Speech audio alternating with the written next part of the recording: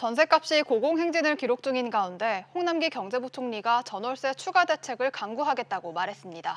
임대차법 도입에 따른 시장 불안이 일시적인 게 아님을 정부도 인정한 셈인데 그렇다면 가능한 추가 대책은 뭐가 있을지 취재기자와 이야기 나눠보겠습니다. 윤지혜 기자 나와 있습니다. 윤 기자, 네. 일단 최근 전월세 난 상황에 정부도 좀 당황한 눈치입니다. 좀 태도가 달라지는 모습이 보입니다. 네, 그렇습니다. 국정감사에서 홍남기 부총리가 2달이면 전세 가격이 안정화될 것으로 봤었는데 안정화되지 못해서 안타깝다 이런 언급을 하기도 했습니다. 홍 부총리는 결국 어제 열린 확대 간부회의에서 추가 대책을 시사했습니다. 홍 부총리는 가을 이사철을 맞아 이 전월세 시장에 대한 물량과 가격 등의 모니터링을 강화하라고 했는데요. 또 필요할 경우 추가 대응책을 강구하라고 결국 지시를 했습니다. 네, 추가 대책이 나온다면 어떤 내용이 담길 수 있을까요? 네, 그렇지만 뾰족한 대책이 마땅치 않은 상황입니다. 때문에 지난 7월 임대차법을 통과시키면서 함께 검토가 됐던 내용들이 다시 테이블 위에 오를 것으로 보입니다.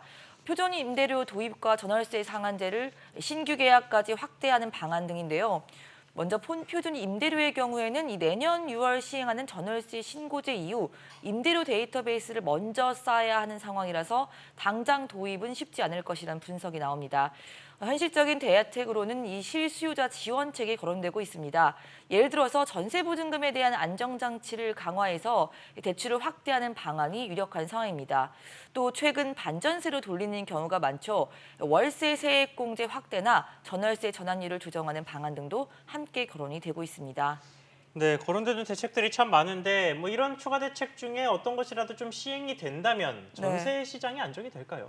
쉽지 않을 것이라는 게 전문가들의 중론입니다. 언급된 규제책들도 시장에 물건이 있어야 결국 효과가 있는 거거든요. 지금은 공급 자체가 끊긴 상황이기 때문에 효과를 보기 어렵다는 분석입니다. 새로운 임대차법에 따른 매물 잠김에 또 재건축 조합원 실거주 조항 등이 맞물리면서 전세난이 당분간 지속될 수밖에 없다. 이런 전망이 우세한 상황입니다. 네, 윤 기자 이야기 잘 들었습니다.